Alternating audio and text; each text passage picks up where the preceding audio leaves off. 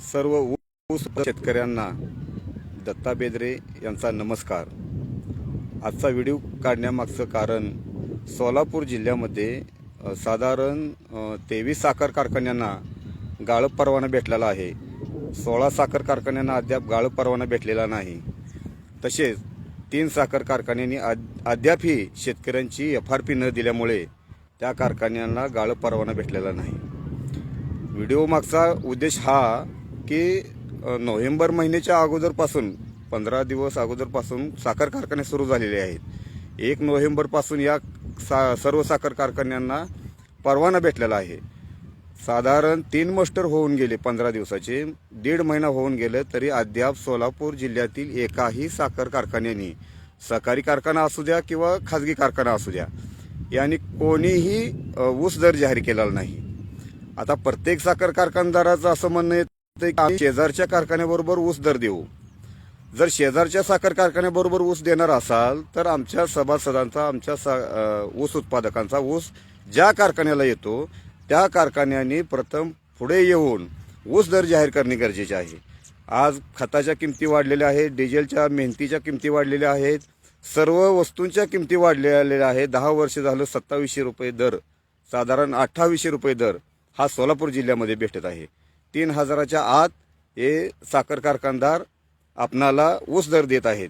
या संदर्भात शासनाने याची दखल घेऊन साखर कारखान्याला ऊस दर जाहीर करण्यास भाग पाडणे गरजेचे आहे।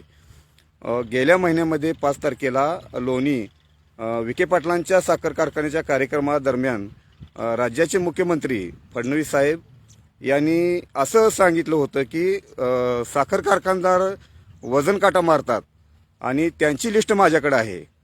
मला मुख्यमंत्री साहेबांना विनंती करायची आहे, ती लिस्ट तुम्ही कधी ओपन करणार आहे? 1.5 महिना झाले साधं भरारी पथक तुमचं नाही वजन काटा तपासणीसाठी। IIT इंजिनियर कुठं आहे तुमचे? 1.5 महिन्यापासून साखर कारखाने जर चालू झालेले आहेत, सोलापूर जिल्ह्यात अद्याप कुठेही वजन काटा तपासणी झालेला नाही। याचा अर्थ सर्व मिबत आहे हे सिद्ध होते। वजन काटा तपासणी जर आपण नेमलेली नाहीत, अजून मी ही पथके नेमलेली नाहीत, मग आतापर्यंत साधारण सोलापूर जिल्ह्यात 30 लाख गळीत झालेला आहे। मग ह्या गळीताला आलेला ऊस बिगर वजनाचा झाला, बिगर वजन काटे तपासता गाळप झालेला आहे। याला जबाबदार कोण?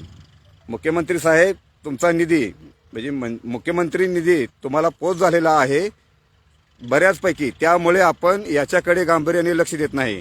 परंतु तुम्ही जे बोलला त्याच्यावरती आपण ठाम राहावे, कारण केंद्रीय गृहमंत्री अमित शहा हे देखील आपल्या भाषणाच्या वेळी उपस्थित होते।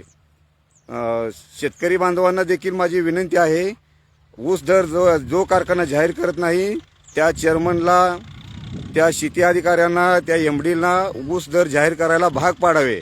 कारण आपण शेजारच्या कारखान्याला ऊस घालत नाही, आपला ऊस ज्या कारखान्याला जातो त्या कारखान्याने आपल्या ऊसाचा दर जाहीर केलेला पाहिजे। ऊसाचा चोथा झाला तरी हे कारखानदार दर जाहीर करत नसतील तर शेतकऱ्यांनी करायचं काय? हे साखर आयोग करत काय? बिना क्रशिंग लायसन्सचे कारखाने चालू आहेत, कुठेही भरारी पथकं नेमलेली नाहीत। मग याला जबाबदार कोण? शेतकऱ्यांच्या आयुष्याशी खेळणाऱ्या या कारखानदारांचा व शासनाचा मी